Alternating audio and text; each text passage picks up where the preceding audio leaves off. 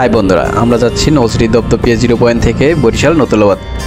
আমরা ইতিমধ্যে বরিশালের খয়রাবাদ সেতু চলে এসেছি। এখান থেকে ফরিদপুরের ভাঙ্গা 101 কিলোমিটার এবং জালুকাঠি 20 কিলোমিটার।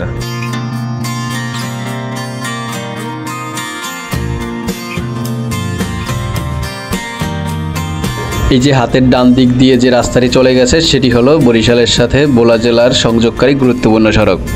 আর এই সামনেই দেখতে পাচ্ছেন বরিশাল বিশ্ববিদ্যালয়। এটি বাংলাদেশের দক্ষিণ অঞ্চলে উচ্চশিক্ষার একটি গুরুত্বপূর্ণ কেন্দ্র। এটি 2011 সালে প্রতিষ্ঠিত হয়। এটি বরিশাল জেলার চরকাও এলাকার বিখ্যাত কীর্তনখোলা নদীর তীরে মনোরম পরিবেশে অবস্থিত। ঢাকা পটুয়াখালী মহাসড়কের পাশেই এর ক্যাম্পাস।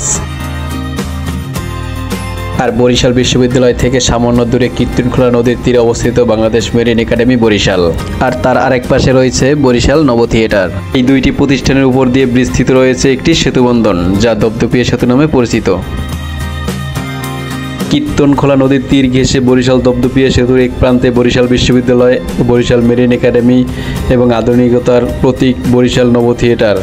এই চারটি স্থাপনা মিলে এখানকার পরিবেশকে একযোগে জ্ঞান, প্রযুক্তি ও প্রকৃতির সৌন্দর্যে মনোমুগ্ধকর কেন্দ্রে পরিণত করেছে।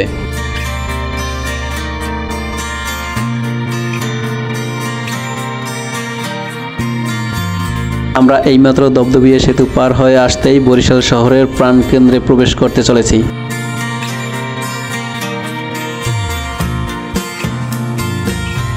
আমরা এখন বরিশাল শহরের অন্যতম গুরুত্বপূর্ণ ও ব্যস্ততম এলাকায় প্রবেশ করেছি, যা রূপতলী নামে পরিচিত।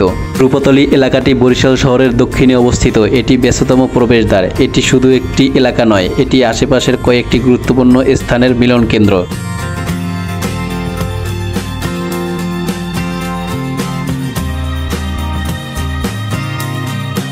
আমরা চলে এসেছি বরিশাল নগরীর হাতেমালি চৌমাথা। এই ব্যস্ততম হাতেমালি চৌমাথার পাশেই অবস্থিত এই লেকটি চৌমোহনী বা কলেজ লেক নামে পরিচিত। সবুজ বেষ্টনী ও শান্ত জলরাশির মাধ্যমে শহরের কোলাহল থেকে মুক্তি দিয়ে এক টুকরো প্রাকৃতিক প্রশান্তি এনে দিয়েছে, যা এখানকার পরিবেশকে করেছে মনোমুগ্ধকর।